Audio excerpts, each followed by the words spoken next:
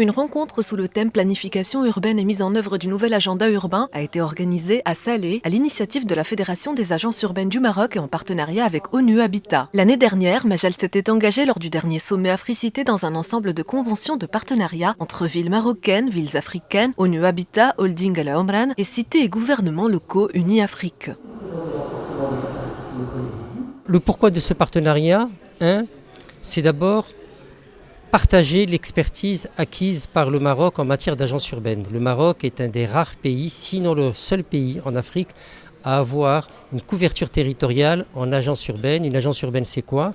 C'est l'instrument des politiques publiques en matière de planification urbaine, de gestion urbaine et de développement territorial. Le deuxième point, c'est une expertise accumulée après 35 ans d'exercice, puisque la première agence urbaine a ouvert en 1984. Donc il y a une accumulation progressive qui s'est faite, et aujourd'hui, nous sommes en face d'une élite de la fonction publique marocaine qui représente un capital très très important.